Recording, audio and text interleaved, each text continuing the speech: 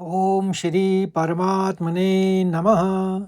जय श्री कृष्ण मित्रों, आज हम अपनी इस यात्रा के 138 दिन पूर्ण कर लेंगे और मैं आपके सम्मुख अध्याय 3 के 17वें श्लोक को लेकर प्रस्तुत हूँ।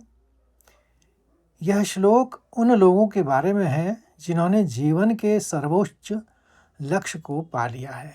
पिछले श्लोक में भगवान कृष्ण ने स्वार्थी व्यक्ति की बात की थी, लेकिन यहाँ वे आत्मज्ञानी व्यक्ति की स्थिति स्पष्ट कर रहे हैं। प्रसंग यह है कि श्री कृष्ण समझा रहे हैं कि जो व्यक्ति आत्म साक्षात्कार या सेल्फ रियलाइजेशन कर चुका है, उसके लिए इस संसार में कोई भी अनिवार्य कर्तव्य शेष नहीं रह जाता, क्योंकि वह द्वंद्वों से ऊपर उठ चुका है। अब श्लोक की तरफ बढ़ते हैं।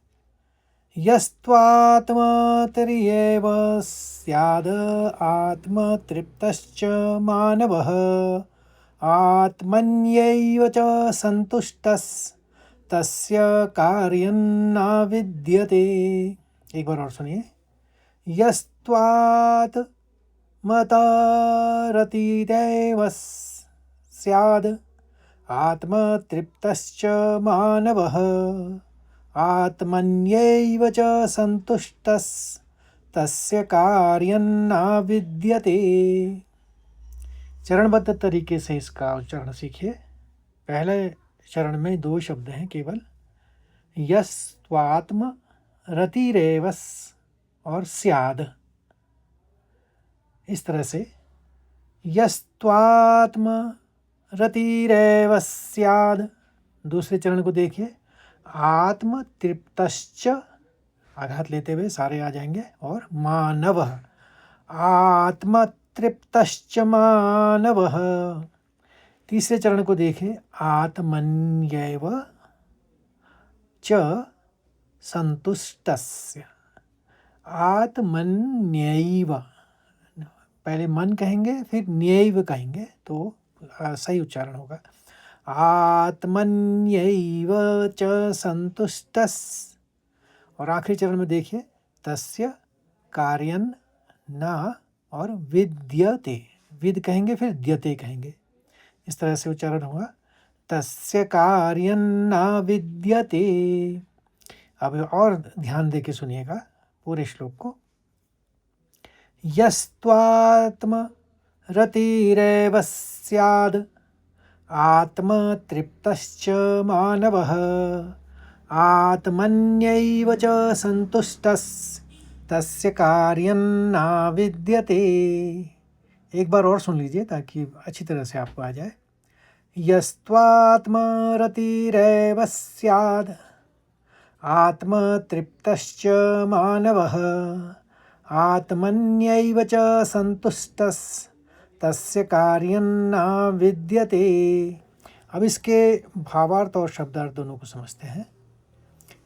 यह जो, तू, लेकिन, आत्मरति, आत्मा में ही प्रेम रखने वाला, एव ही, स्यात्, हो, आत्मतृप्त, आत्मा में ही तृप्त या सेटिस्फाइड, च, और, मानवः, मनुष्य, आत्मनि, आत्मा में, एव ही, च, और, संतुष्टः, संतोष रखने वाला, तस्य, उसके लिए, कार्यम, कर्तव्य या करने योग्य कार्य, न विद्यते, नहीं रहता।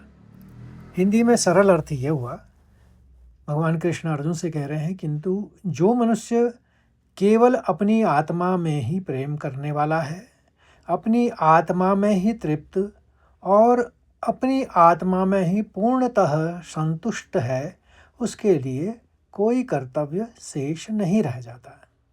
भावार्थ में हम परम तृप्ति की अवस्था को समझेंगे। आत्मरति, इसका मतलब होता है इंटरनल लव, अंदर से जो प्रेम आता है। सामान्य व्यक्ति बाहरी चीज़ों जैसे पैसा, प्रतिष्ठा, संबंध में सुख ढूंढता है, लेकिन जो आत्मज्ञानी है उसका प्रेम और आनंद उसके अपने भीतर से आता है। आत्मतृप्त, इसका मतलब हुआ इंटरनल फुलफिलमेंट, यानी आप अंदर से पूरे संतुष्ट हो जाए। उसे दुनिया की किसी भी वस्तु की कमी महसूस नहीं होती। जब प्यासा व्यक्ति अमृत पी ले तो उसे फिर पानी की इच्छा नहीं रहती। वैसे ही जिसे आत्मज्ञान मिल गया है उसे सांसारिक वस्तुओं की लालसा नहीं रहती। तीसरी चीज़ है कर्तव्य से मुक्ति। कृष्ण यहाँ एक बहुत सूक्ष्म बात कह रहे हैं। जब तक हम समाज से कुछ चाहते हैं तब तक हमारा कर्तव्य या यज्ञ करना अनिवार्य है ताकि हम उस ऋण को चुका सकें। लेकिन जिसने सब कुछ पा लिया और जो पूर्णतः संतुष्ट है वह कर्मों के बंधन और सामाजिक अपेक्षाओं से ऊपर उठ जाता है। उसका हर कर्म स्वतः ही शुद्ध होता है, उसे करना नहीं पड़ता, वह बस हो जाता है। तो आशा करता हूँ मित्रों आपको यह श्लोक अच्छी तरह से समझ में आ गया होगा।